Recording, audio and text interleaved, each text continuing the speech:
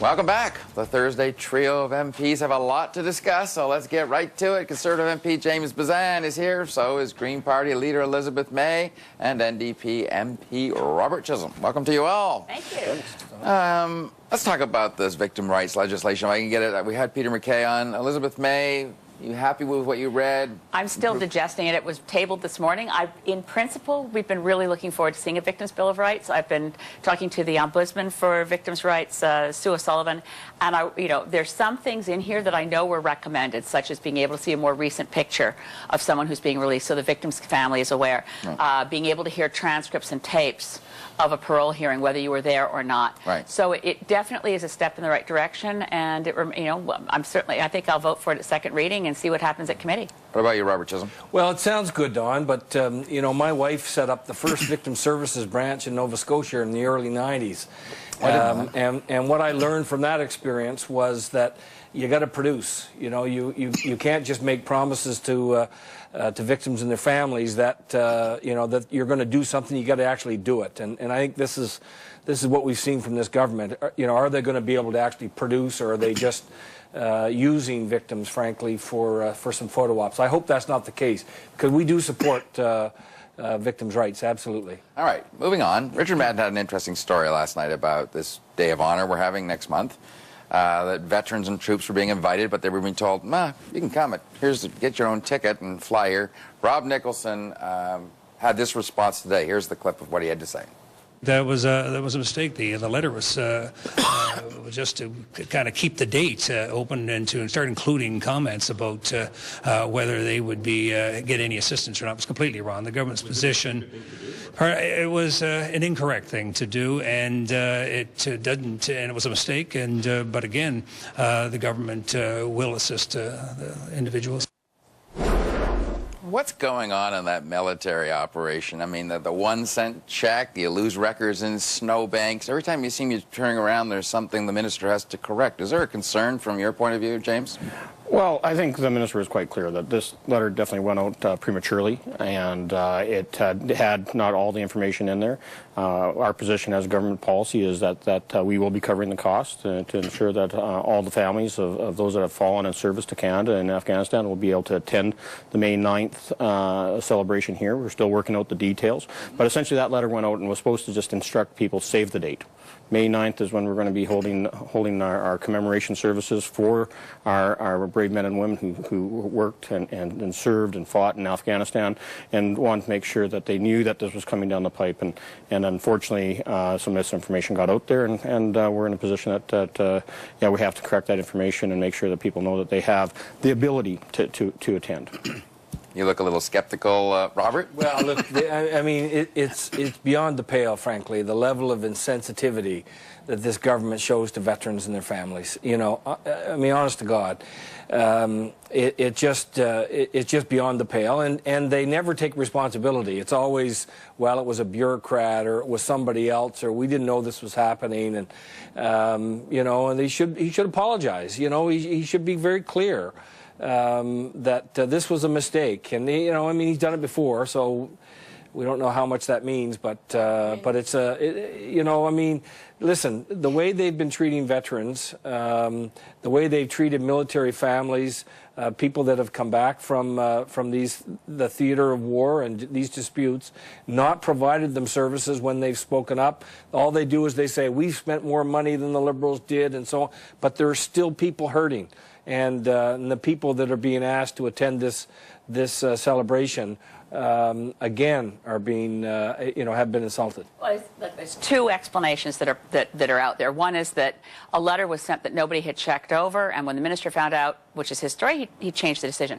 On the other hand, this is the most top-down controlled administration ever. The idea that a letter could go to the families of the bereaved, people who lost family members in the war in Afghanistan, that wasn't approved in PMO before it went out, that strikes me as an unlikely story. So we've got two possibilities here. One is PMO is losing control of being able to control absolutely everything that goes on in Ottawa, or that they changed their mind. Either way, the right thing is happening now, and military families will receive the cost of being able to travel to Ottawa.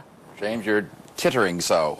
Well, you know, to make that type of claim, the wheels of government is huge. The amount of people that work for government is huge, and you're not going to run everything out of Langevin block. That just doesn't happen. Really, and so they may want to propagate this fallacy, but the reality is that yeah, we respect chains of command. We want people to go out there and do their jobs, and unfortunately, in this case, there was misinformation that was had been circulated. It is very unfortunate. I've talked to senior people in DND who tell me they have to get approval for buying $300 worth of donuts if they're having a reception, and the chain of command goes right to PMO. I had a town hall in Dartmouth, you know, about a month ago about veterans, and we asked to have the local people had to get permission from the defense minister in order to attend. That's right. Just to explain what services were available.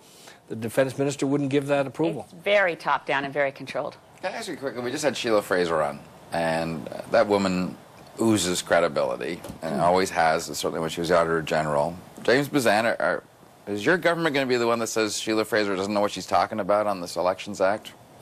Right now, we're still collecting all the information. The committee's going through its hearings. The minister's listening. I think that you know, the position that we have, especially with my experience with Elections Canada, I'm quite happy with the bill the way it stands. But you know, we definitely want to make sure that nobody's feeling disenfranchised. That we'll entertain you know, some of the amendments that the opposition are going to bring forward for sure. You know, will entertain those amendments. We always entertain amendments. But no, they might say no.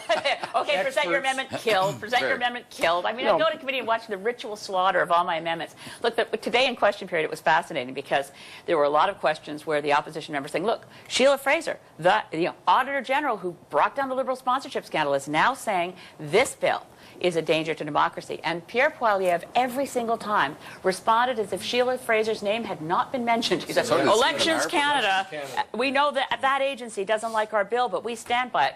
I think that the more Canadians hear that people who have, you know, served us so well in the public interest, Sheila Fraser, on top of Jean-Pierre Kingsley, on top of Mark Mayron, on top of Harry Neufeld, every expert who knows about elections says this bill, as written, is a threat to democracy. The evidence continues to mount. Sheila Fraser is just the latest.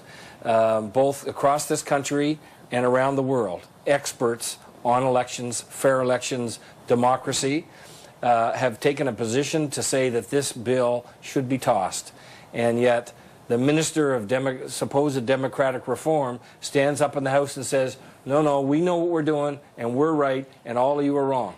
But he's all alone, right? One of the things that's annoying is he said today in the House, you have to prove your identity to get on airplanes. So what's wrong with proving? It's so misleading because what Pierre Poilievre is doing now in defending his bad bill is to create the impression that the ID that gets you on an airplane will get you to be allowed to vote. And that's not true. I take my passport to get on an airplane. My passport is not sufficient ID to vote, by the way. So the misleading statements that are being made about the 39 pieces of ID, not any one of those 39 pieces or 6 or 7 or 8 of them in combination will definitely get you the right to vote. They're very complicated. Well, last word to you, James Bezan. I got to ask you this because it's just these people make a good point, Elizabeth and Robert, that it's a huge pile-on of people that are saying that this bill's flawed. It's not partisan, it's pan-partisan. How can you continue to go forward with something as important as an election bill and not have at least some semblance that there's a consensus that you're doing the right thing?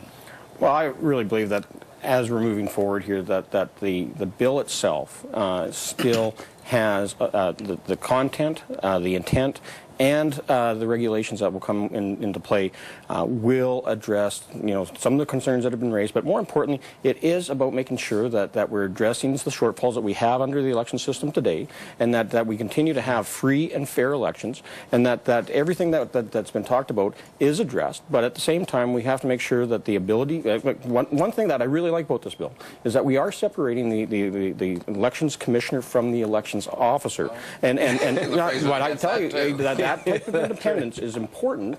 Working through the public prosecutor's office, having all the tools and all the abilities and increased penalties for those that want to abuse the system. It's only important to conservatives that are under investigation by Elections Canada. All the investigations.